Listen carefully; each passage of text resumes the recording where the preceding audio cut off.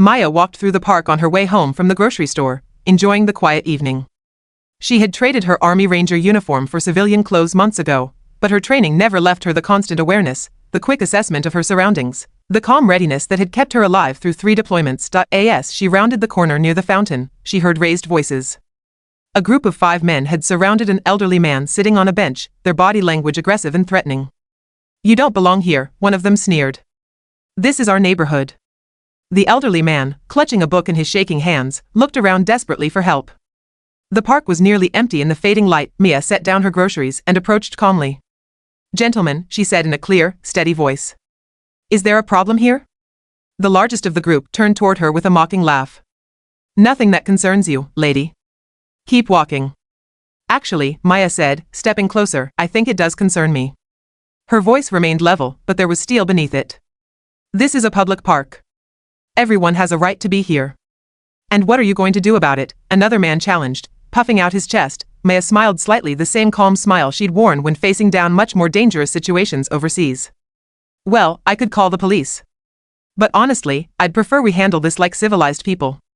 One of the men moved to circle behind her, but Maya had already noted his position.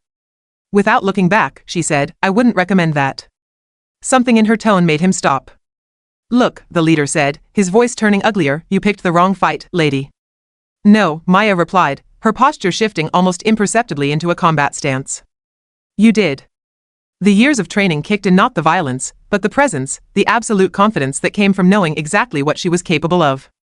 The men suddenly found themselves facing someone who wasn't afraid, someone who carried herself like she'd seen real danger and walked through it. "Sir," Maya said to the elderly man without taking her eyes off the group, "would you like me to walk you to your car?" The old man nodded gratefully and stood up, still clutching his book. The group of men looked at each other uncertainly. The easy target had become something else entirely, a situation they weren't prepared for. "This isn't over," the leader muttered, but he was already backing away. "Yes, it is," Maya said simply. As the men walked away, grumbling and looking over their shoulders, the elderly man approached Maya. "Thank you," he said, his voice shaking with emotion. "I don't know what would have happened if you're safe now," Maya said gently, her demeanor completely transformed from the quiet authority she'd shown moments before. "Are you okay? Do you need me to call someone?" As they walked toward the parking lot, the old man asked, "How did you do that? They were so angry, but they listened to you." Maya considered the question. Sometimes the strongest thing you can do is stand up for what's right, even when you're scared. And sometimes, people who are looking for an easy target back down when they realize they've found something else instead.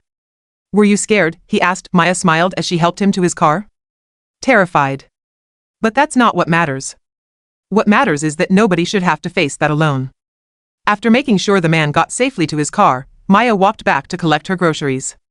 The park was peaceful again, but she knew the real victory wasn't in the confrontation, it was in the reminder that ordinary people could choose to be protectors, that courage wasn't the absence of fear, but action in spite of it. As she headed home, Maya reflected on how her military training had taught her many things, but the most important lesson was the simplest. Sometimes you have to stand up, not because you're not afraid, but because it's the right thing to do.